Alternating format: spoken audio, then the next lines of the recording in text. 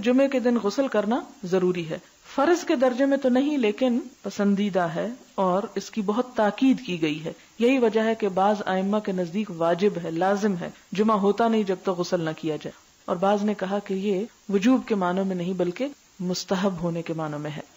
ہر بالغ پر جمعہ کے لیے جانا ضروری ہے اور ہر وہ شخص جس پر جمعہ کے لیے جانا ضروری ہے اس پر غسل ہے، یعنی اس کو لازمی غسل کرنا چاہیے، الا یہ کہ کوئی مجبوری ہو.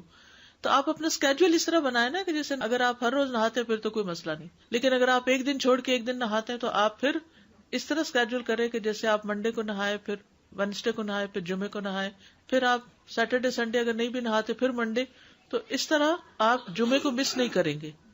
یہ نہیں کہ جمعرات کو نہا کے جمعہ کو چھوڑ دیا یا جمعہ چھوڑ کے ہفتے کو نہائے، ایسا نہیں کرنا چاہیے. نبی صلی اللہ علیہ وسلم نے فرمایا اذا جاء احدکم الجمعۃ فلیغتسل، کہ جب تم میں سے کوئی جمعہ پڑھنے کے لیے آئے تو چاہیے کہ غسل کر لے، یعنی کوئی بھی. آپ نے فرمایا کہ جمعے کے دن کا غسل ہر جوان شخص پر فرض ہے، واجب ہے، اور واجب یہاں یعنی لازم کے معنوں میں آ رہا ہے.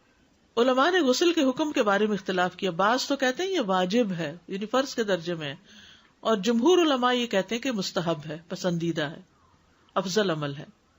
حدیث میں آتا ہے جس نے جمعے کے دن وضو کیا اس نے اچھا کیا، اور جس نے غسل کیا تو یہ افضل ہے. عمر بن خطاب اس اسنا میں کہ وہ کھڑے تھے جمعے کے دن خطبہ دیتے ہوئے، اذ جاء رجل من المہاجرین الاولین، جب آیا ان کے پاس ایک شخص مہاجرین میں سے جو سب سے پہلے مہاجر تھے، من اصحاب النبی صلی اللہ علیہ وسلم، حضور صلی اللہ علیہ وسلم کے ساتھیوں میں سے بھی تھے، اور کہا جاتا ہے کہ یہ حضرت عثمان تھے. فناداہ عمر، تو ان کو حضرت عمر نے خطبے کے حالت میں پکارا، ایت ساعۃ ھذہ، کون سی ہے گھڑی یہ کون سا وقت ہے؟ قال انی شغلت، تو انہوں نے کہا کہ میں مشغول تھا. فلم انقلب الی اہلی، تو میں گھر نہ جا سکا. حتی سمعت التاذین، یہاں تک کہ میں نے آذان سن لی یعنی جمعے کی. فلم ازد علی ان توضأت، تو میں نے نہ زیادہ کیا اس پر کہ میں وضو ہی کر لوں، یعنی میں صرف وضو کر کے آ گیا. فقال، تو فرمایا کس نے؟ حضرت عمر نے. والوضوء ایضا، اور وضو ہی بس. وقد علمت، حالانکہ تم کو پتا ہے، ان رسول اللہ صلی اللہ علیہ وسلم کان یأمر بالغسل، کہ نبی صلی اللہ علیہ وسلم غسل کرنے کا حکم دیا کرتے تھے.